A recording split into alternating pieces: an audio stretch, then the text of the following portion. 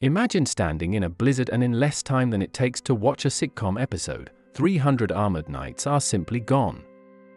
Not wounded. Not retreating. Erased.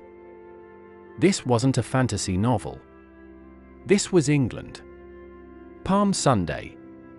1461.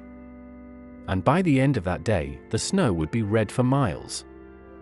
Today, we're diving into how the Battle of Towton became the bloodiest clash ever fought on English soil and how, in just 30 minutes, an elite force of knights was obliterated in a way that changed the fate of a kingdom forever. Stick with me, because at the end, I'm going to show you why this single half hour may have decided the entire Wars of the Roses. Before Towton, England was already tearing itself apart. Two branches of the same royal family, the House of Lancaster and the House of York, were fighting over who had the rightful claim to the throne. On one side, the Lancastrian king, Henry VI of England.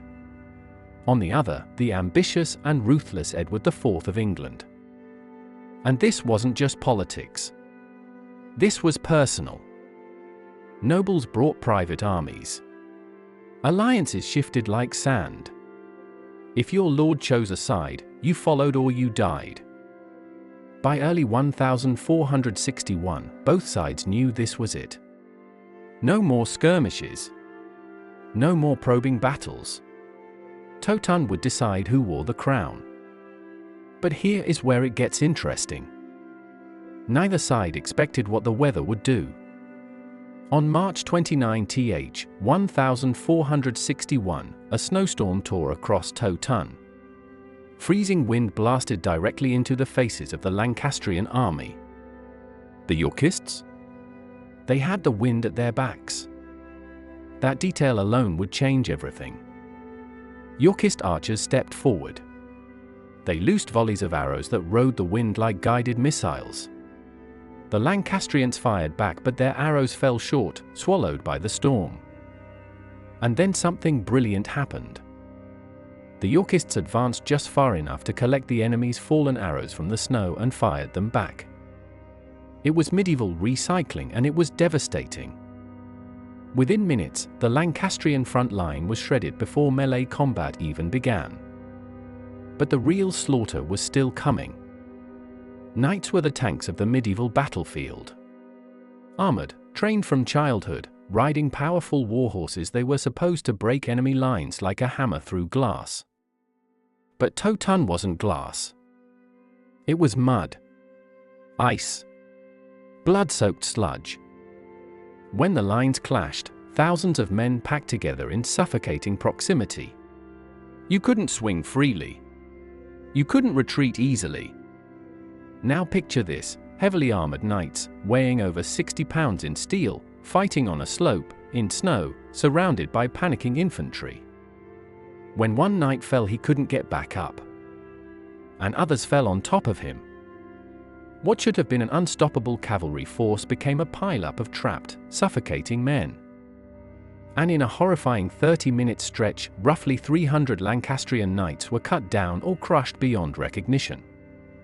Not because they lacked skill, but because the battlefield turned against them. For hours, the battle raged in brutal stalemate. Contemporary accounts suggest nearly 50,000 to 60,000 men were involved, an almost unimaginable number for medieval England. Then reinforcements arrived for the Yorkists. That was the crack in the dam. The Lancastrian line buckled. And suddenly, what had been a battle turned into a massacre. Thousands fled toward the River Cock. But there was only one narrow crossing, a bridge later nicknamed Bloody Meadow. Men slipped on ice. Horses crashed into each other. Armor dragged soldiers underwater. Many weren't killed by swords. They drowned. Archaeological finds centuries later revealed skeletons with horrific skull fractures, men who were executed as they tried to escape. It wasn't war anymore. It was annihilation. Medieval battles were often chaotic, but Towton crossed into something darker. First, there was no mercy for fleeing nobles. This wasn't ransom warfare anymore. The stakes were too high. Second, it was Palm Sunday. Many believed fighting on a holy day meant divine judgment was at play. That belief fueled fanaticism. Third, and this is key, both sides knew that if they lost, they wouldn't just lose land. They would lose everything. Titles, wealth, bloodlines. So they fought like cornered animals. Estimates suggest between 20,000 and 28,000 men died that day, possibly 1% of England's entire population at the time. Let that sink in. 1%. In one day. When the killing stopped, the Yorkists stood victorious. And Edward IV of England claimed the throne decisively. Towton wasn't just a battlefield victory, it was a statement. England would now be ruled by York.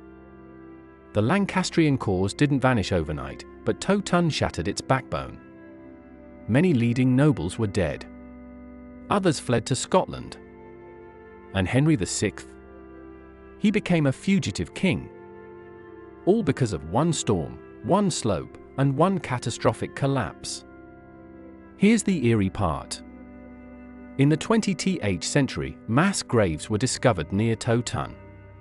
The skeleton showed brutal trauma, smashed skulls, cut marks, defensive wounds.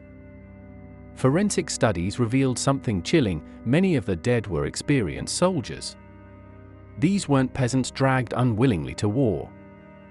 These were hardened fighters. And they died in ways that suggest panic at the end. Towton wasn't just England's bloodiest battle. It was psychological warfare carved into bone. Because Towton shows how fragile power really is. One snowstorm. One reinforcement. One broken line. History can pivot in half an hour. Without Towton, Edward IV may never have secured his reign. Without Edward, the chain of events leading to the Tudor dynasty and eventually the reign of figures like Henry VIII of England might never have happened. That's how tight the threads of history are. Pull one and everything unravels. Towton wasn't just a battle. It was the moment England decided who would rule, written in ice and blood. And in just 30 minutes, 300 knights vanished, proving that even the most powerful warriors are helpless when momentum turns. If you found this deep dive into the Wars of the Roses fascinating, you'll love the next video breaking down how one betrayal nearly destroyed the Tudor dynasty. Make sure you subscribe so you don't miss it, drop a like if you enjoy untold brutal history, and I'll see you in the next story.